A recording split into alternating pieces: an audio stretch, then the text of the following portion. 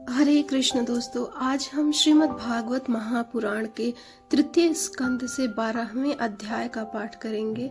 सृष्टि का विस्तार, जिसमें मैत्रेय मुनि और विदुर जी के बीच में संवाद हो रहा है। मैत्रेय मुनि विदुर जी को समझा रहे हैं कि किस प्रकार सृष्टि का निर्माण हुआ था ब्रह्मा जी के द्वारा।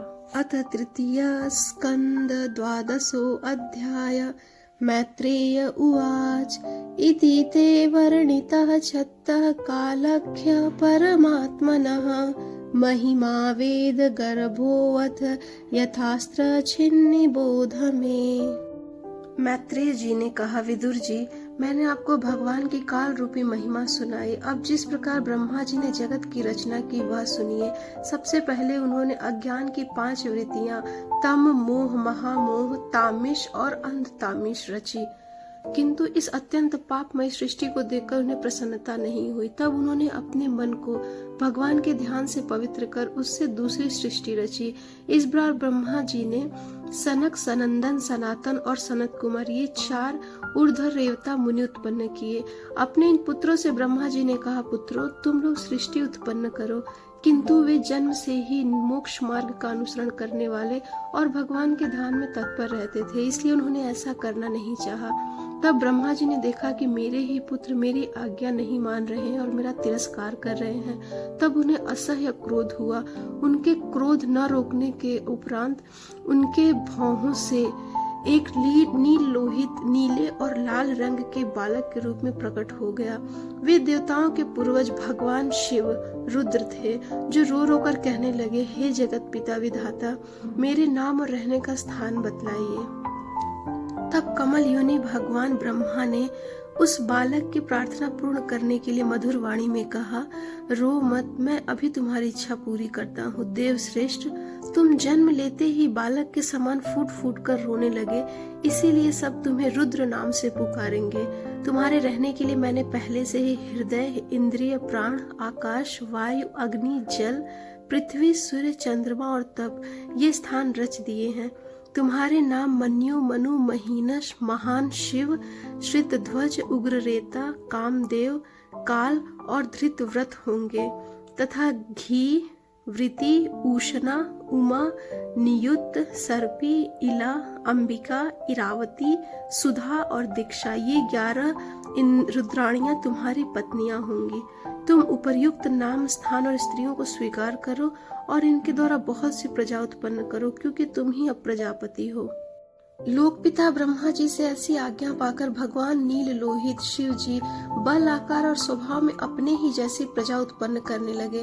भगवान रुद्र के द्वारा उत्पन्न हुए उन रुद्रों के असंख्य यूथ बनाकर सारे संसार का भक्षण करने लगे। तब ब्रह्मा जी ने यह सब देखकर कहा कि हे सूर्यश्रेष्ठ, तुम्हारी प्रजा तो अत्यंत भयंकर दृष्टि से मुझे और सारी दिशाओं को भस्म कर रही है, अतः ऐसी सृष्टि और न रचो। तुम्हारा कल्याण हो और अब तुम जाओ और तप व्रत करो, फिर उस तप व्रत के प्रभाव से तुम संसार की रचना करो। ऐसा सुनकर रुद्र जी ने कहा, ठीक है, और वह तपस्या के लिए निकल गए, वन को चले गए। इसके पश्चात जब भगवान की शक्ति से संपन्न ब्रह्मा जी ने सृष्टि के लिए संकल्प किया, तब उनके 10 पुत्र और उत्पन्न हुए। उनसे लोक की वृद्धि हुई। उनके नाम थे मरीचि, अत्रि, अंगिरा, पुलस्त्य, पुलह, कृतु, भृगु, वशिष्ठ, दक्ष और 10वें नारद मुनि। इनमें नारद जी प्रजापति ब्रह्मा जी की गोद से उत्पन्न हुए थे। फिर उनके दाएं स्तन से धर्म उत्पन्न हुआ, जिसकी पत्नी मूर्ति से स्वयं नारायण अवतीर्ण हुए थे। उनकी पीठ से अधर्म का जन्म हुआ और उससे संसार को भयभीत करने वाले मृत्यु का भी जन्म हुआ। इस प्रकार ब्रह्मा जी के हृदय से काम, भौहों से क्रोध, नीचे के होंठ से लोभ, मुख से वाणी की अधिष्ठात्री देवी सरस्वती, लिंग से समुद्र, गुदा से पाप का निवास स्थान राक्षसों के अधिपति निश्रिति, छाया से देवहूति के पति भगवान करदम जी उत्पन्न हुए। इस तरह यह सारा जगत कर्ता ब्रह्मा जी के शरीर और मन से उत्पन्न हुआ है। मैत्रेय मुनि विदुर जी को आगे समझाते हुए कह रहे हैं कि हे विदुर जी, भगवान ब्रह्मा की कन्या सरस्वती बड़ी ही सुकुमारी और मनोहर थी।